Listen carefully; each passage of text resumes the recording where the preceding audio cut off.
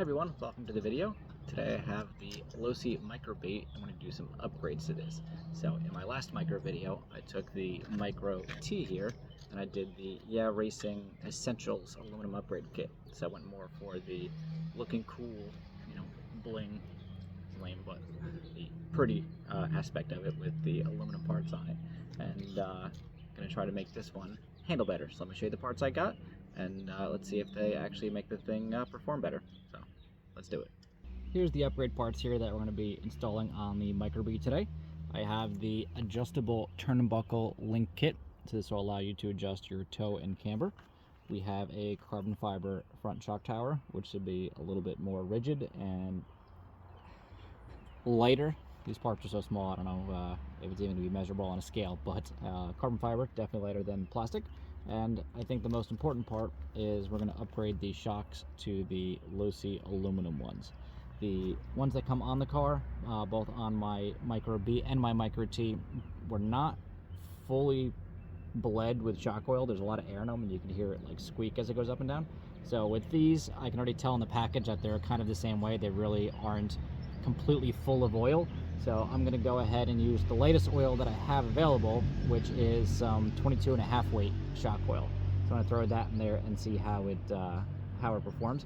This might be too stiff for a car that's this light, but we're going to find out the hard way. And if it's too rigid, I'll go forth and buy myself some like 10 weight shock oil and see what happens. And then the last part of this, really not performance per se, but I bought an Upgrade RC chassis skin protector so that I can run this on like asphalt and stuff and not have to worry about scratching the heck out of the aluminum chassis. I thought about going with the carbon fiber chassis, which I might still do in the future, but for now, the aluminum, I think the weight of the car kind of does help a little bit.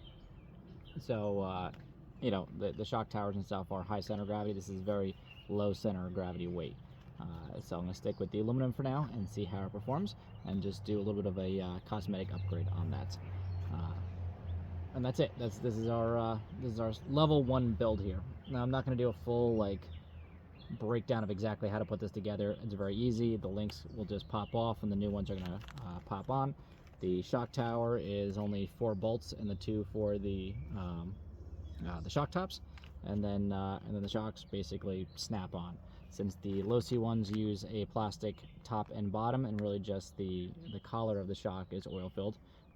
Also want to note that there's a adjustable collar to do your spring tension down here. They also give you some shock clips, so I don't know why there's kind of a double duty there, but they are somewhat adjustable. So I'm going to set these up, put them on the car, and then I want to run it and see if any of these things are actually really worth buying.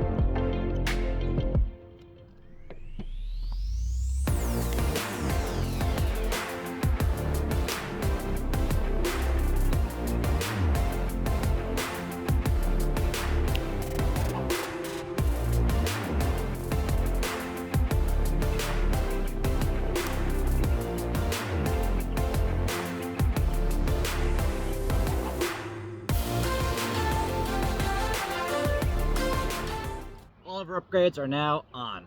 They were actually extremely easy to do overall. I think the hardest part was getting the inner front tie rods clipped on the inside of the bell cranks. They're a little hard to get my adult sized fingers in there, but looks great. Carbon fiber is really cool.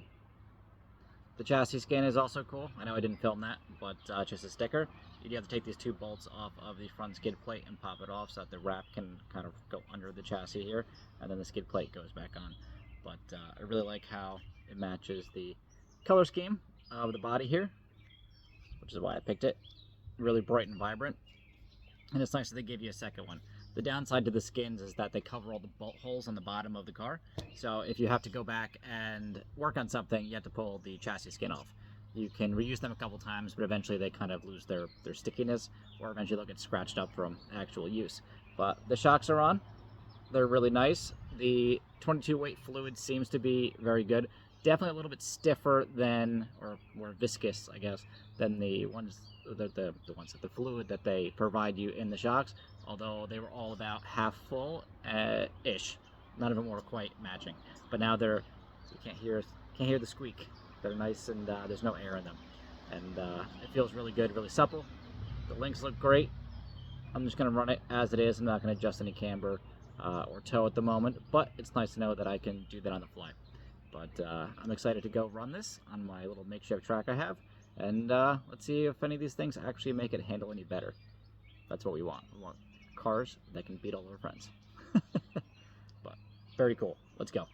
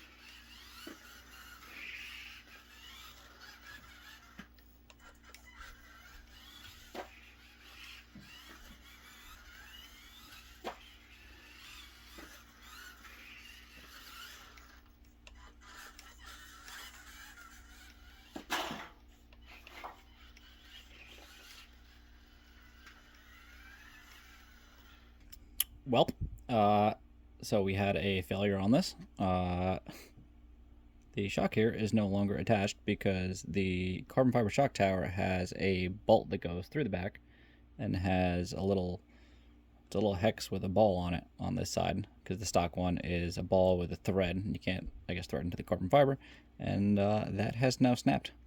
I ran into a bag of cans, just empty cans that I have to bring back for deposit. So I've been running this car a lot and never had a failure, and now that I've done some upgrades, immediate failure point to the part I just put on. So it's kind of a bummer.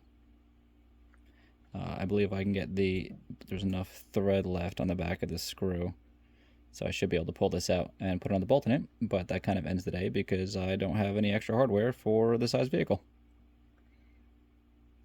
All right. It's a little while later now, probably about a month. After breaking the shock, I kind of just benched it and never wrapped up this video. So you can see behind me, it's starting to become fall. The trees are starting to turn. But this is usually the best time of the year to start playing with these cars because winter's coming and these are great indoor cars. The threads on this are the same size as the SCX24. So I don't know if you can see a little silver screw back there, but I was able to find one of my old SCX24 leftover screw parts and was able to repair this. I was able to pull the threads out of that little collar with the with a pair of pliers. so I was able to repair this for free, although was a little disappointed that it did break so easily. These screws are very small. I know I'm an SCX24. I did have a problem with snapping screws and aluminum parts a couple times, just because they're so small and so sensitive. So I want to blame myself for maybe over tightening it. I don't necessarily think I did, but they're so tiny that it's very, very easy to do. So that's kind of just a lesson in the video, I suppose, is just be careful putting these parts together. But we're going to go run this again now that it is repaired, and see if it actually did improve some handling. I'm going to go run it on the asphalt, because that was the whole purpose of the chassis skin here, was to be able to run it without scratching everything. I do like to try to keep my cars as nice as possible, so if I can run it without doing any damage, that's always better, especially making these cars, or any car, last longer. But let's go back and run it, and I'll give you my final thoughts.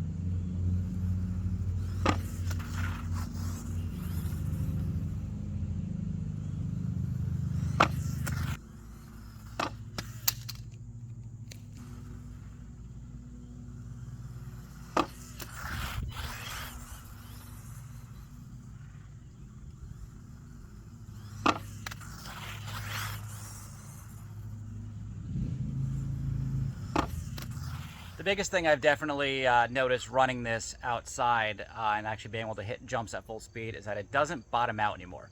I did get a significant amount of chassis slap, even being inside, running it considerably slower, since indoors it's hard to get to full speed. It didn't hit the bottom of the car once. The chassis skin is perfect. It lands really, really beautifully. It's actually quite impressive. I did scrape up the front bumper a little bit because I did nose in a couple times, but definitely an improvement. I think the shocks are the biggest positive factor you can put on one of these cars, or at least take your stock shocks apart and really actually fill them with oil. It's a little bit bumpy on the actual asphalt itself. It's a little bit hoppy, but that's the trade-off. So either I can land jumps and kind of sail through the air and not have it bottom out, or I can set it up with the much lighter fluid, probably have it handle better on a slightly bumpy-ish smooth surface. Regular asphalt's going to be quite a texture for a car that's this small. But overall, happy with these upgrades, especially now that I've fixed the car. Definitely bummed out that that shock screw broke. Again, I'm going to blame it on myself. I probably over-tightened the bolt just a hair too much because they are sensitive. But overall, I'm happy with my purchase. I think that if you're going to buy anything from this, the shocks are going to be the biggest plus. The adjustable links are they're just nice. They're probably going to be heavier duty than the plastic ones, but then also on the opposite side of that, the plastic ones are going to have more flexibility. So when you crash into stuff, it should allow the wheels to kind of wobble around and then come back straight. If you're on an actual carpet track and racing these with friends, being able to adjust your toe and camber is going to be your biggest positive there. For most of us playing in the basement of our house, for instance, or in the driveway, I don't think it's gonna be that big of a difference. But if you have one of these cars, I would really consider picking up at least a set of shocks. The shock tower itself too, the carbon fiber, looks really nice. I don't think it's going to really affect performance, but it's just a cool little add-on. But regardless, thank you for watching the video. I hope that this helped you maybe make some decisions on picking out some upgrade parts for your mini car. And just remember, don't over tighten your screws, and you'll be good. So I'll see you guys in the next video. Smash that subscribe button, and thanks for watching.